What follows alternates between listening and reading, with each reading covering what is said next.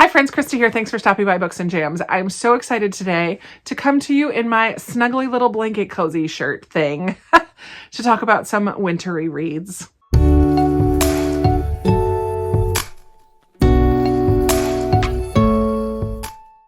I don't often do recommendations videos on my channel, and I'm not sure why not. Maybe it's intimidating to me for some reason. But yesterday we had the coldest day we've had so far this year. And a couple days ago we had our first and maybe only snowfall that we're going to get here in Southern Virginia. And so winter has been on my mind. I've been bundling up to go outside. In addition to the cold weather outside, I know Australia, I'm not talking to you, and other places in the Southern Hemisphere. But here we've had cold weather, and recently I've read a couple books that I just thought would be perfect winter reads. I thought they were perfect winter reads because I read them in the wintertime. So these three got me started thinking about what other books would I recommend to read in the winter. The last list of wintry reads I did was in 2019, and that was quite a long time ago. So it's time. It's time for me to do some seasonal reads. Here are books that I think would be great reads in the wintertime. The first couple I've talked about a lot lately. Spinning Silver by Naomi Novik is a fantasy, has some ties to the story of Rumpelstiltskin, but one of the main characters in here is the King of the Starrick, or the Lord of the Starrick is what I called him. And he is the ruler of a winter kingdom. They love the winter. They can make it be winter in other places. Setting of this is kind of a Russia-like setting, wintry, cold north. The atmosphere of this book was definitely winter vibes for me. And I really enjoyed this story. And I especially loved the atmosphere and the setting. It just added so much to the story. Perfect wintry read. Another one that I really loved lately was These Silent Woods by Kimmy Cunningham Grant. This story is about a man named Cooper and his daughter Finch who live isolated in the woods for 8 years. And a good chunk of this book, the current events of this story, take place mostly in the wintertime. There's even a blizzard at one point and they get snowed in. And it has the isolated, cold, mountainous, chilly vibes that I just think make this a really great read for wintertime. And then the third one that I've recently read is called Frostheart by Jamie Littler. I do believe that this is called Journey of the Frostheart as well. And this is the beginning of a trilogy that takes place in the winter. There is snow. This world has snow all over the place. These ships travel on the snow. There are creatures that come up from the snow. They're all bundled and toasty. There's a Yeti who's a main character. He's wonderful. I love Tobu. If you're looking for more of adventure vibes in the snow, traveling in the snow, but just a fun, delightful read with some really fantastic illustrations, definitely pick up Frostheart. I have a handful of historical books that I think would be great for wintertime.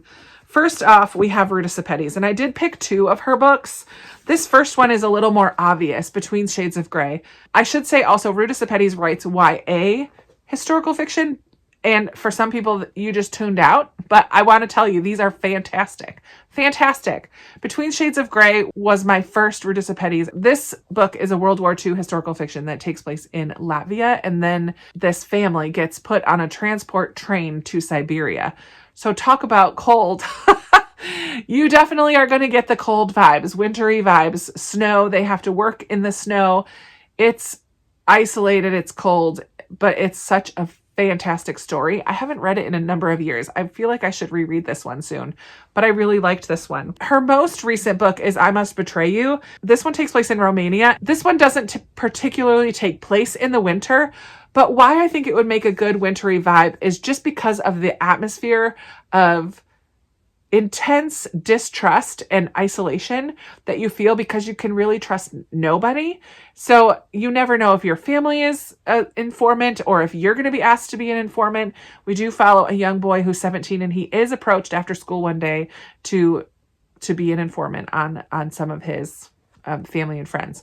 And so I just thought that the vibes of the story feel like they're very good wintry vibes. I don't know why, but I feel like this would be a fantastic book to read in the wintertime. Another book that I read not that long ago was Indian Horse by Richard Wagamese.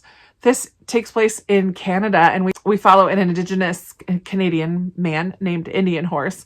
And at the beginning, we learn that he's kind of writing his memoir. And so he goes back to when he was a child, where he was placed in a boarding school, one of those horrible training schools where they basically kidnapped Indian children. And there was just awful abuses and horrible things done to them at these schools. And while at the school, he gets introduced to the game of hockey, and hockey becomes something that kind of saves his life for a while, not without its own difficulties though. So this is definitely taking place in the frozen north. Definitely a wintry read. Heartbreaking. Definitely a difficult read at times. But it also was just so well done. I forgot at times that Saul Indian Horse was not a real person. I forgot that he was a fictional character because I just felt like I was reading his memoir. It was very moving, very important read, and I don't think that it gets enough attention. So I definitely would recommend reading Indian Horse. I think the last historical that I have, you would automatically think you need to read this at Christmas time. This is called The Last Christmas in Paris by Hazel Gaynor and Heather Webb. However, while the part of this does happen around Christmas time, it takes place over years. This is epistolary. The whole thing is told in letters, and we follow a young woman who begins writing to her brother's friend and who gets sent off as a soldier. And we follow their relationship and their letters back and forth to each other throughout the war. So I do think this is a book that you don't have to read at Christmas time. It could be read at any point, but especially in the winter. Sometimes in the winter, you just want to kind of cozy up with a bigger book, a thicker read. And so I have a Rosamund Pilcher book here, Winter Solstice. This one takes place in Scotland. It is a chunk-a-monk. It's a big book, but it's so lovely. It has found family. We follow Elfrida, who just retired at 62, and she never thought she'd run off with a man, but this organist, Oscar, asks her for companionship, and they travel up to his home in Scotland. And then a couple other people end up staying in the house as well. And it's just a really lovely story. This one's not exactly Christmas time. There is some lovely Christmassy scenes in here, but it's over the course of a winter, not just Christmas time. So I do think this is a lovely, cozy, found family, kind of sit back and relax. It's beautiful writing. She's a very popular author. Many of you have probably already read this one, but I don't think I've ever talked about it except for when I first read it a number of years ago. It's a really lovely read. Another thicker book that I know is somewhat polarizing. Not everybody loves this one, but because it's a little bit quieter, but it kind of speaks to me with its isolationist vibes, I guess, because it's A Gentleman in Moscow by Amor Towles. This is about a man who is sentenced to live at the Metropole Hotel in Moscow. He is not allowed to leave. So talk about being snowed in. This will be a great book to read on a weekend when you're snowed into your home and you can't go anywhere. It is a little bit quieter of a novel. He's in one place for the whole time. So there's not a ton of action that happens. It's definitely more character driven, which isn't normally my thing, but I loved Count Rostov, Alexander Rostov, who is in here. I just loved his personality. I loved the friendships that he made. I just loved him. And so I guess I like a character novel when I really care about the characters.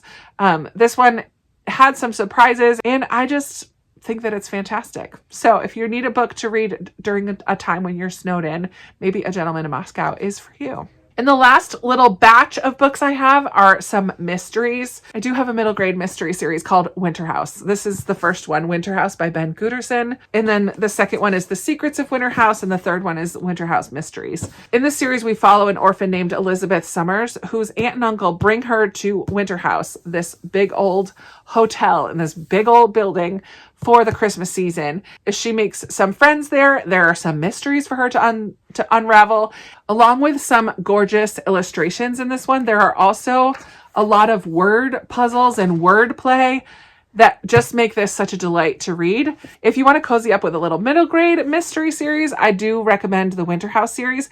I will say that it's a little bit darker than I was expecting.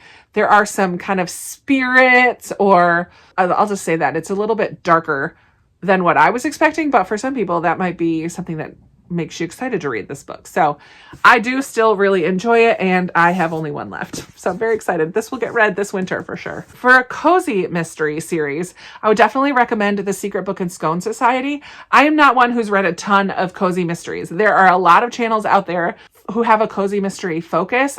I have not read very many of them, especially ones with punny titles and things like that. I just haven't gotten into that genre.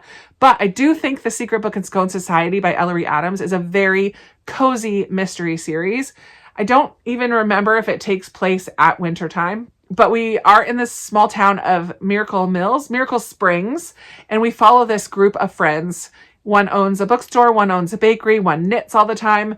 And we learn about these five ladies, and their backstories and what brought them together. They have a little book club together, but then they also start solving crimes together as well. So it's cozy, it's delightful. I fell in love with these ladies and their heartbreaking stories and how they all came together. I'm a sucker for a found family, and I think this would be a lovely wintry book to read, or series to read. The last two that I have are ones that I actually haven't read, but I'm going to just mention them real quick because sometimes you might not have the time or want to get sucked into a really big book or a series, a long series. So I have two mystery short stories. Winter to me feels like the perfect time to read mysteries. I know you can read mysteries all year long. Maybe you just want to sit down and you just want to read something quick and be done with it and try to solve a little mystery. So I have two here to recommend, even though I haven't read them. The Adventures of Sherlock Holmes by Sir Arthur Conan Doyle, classic mystery author. Many of the Sherlock books are just filled with short stories. This one has a whole bunch of them in here. So those are going to be fun, and I'm definitely going to read some of those this winter. And then also Agatha Christie, and this is a collection of Hercule Poirot complete short stories. No, this one has more than 50 short stories with Hercule Poirot as the detective.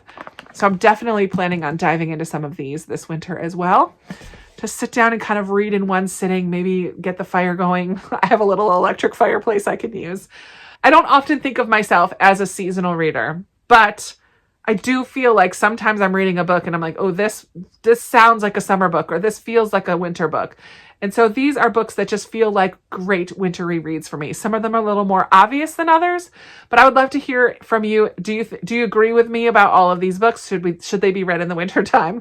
And do you have any other wintry recommendations? Throw them down in the comments. And then you guys take a look at the comments and see if there are other ideas down there of books that might be great wintry reads. I can't wait to see what you come up with. I always love talking with you in the comments. Thanks so much for hanging out with me today. I really appreciate you being here and spending some time with me talking about some wintry reads. I look forward to talking with you in another video very soon. Bye.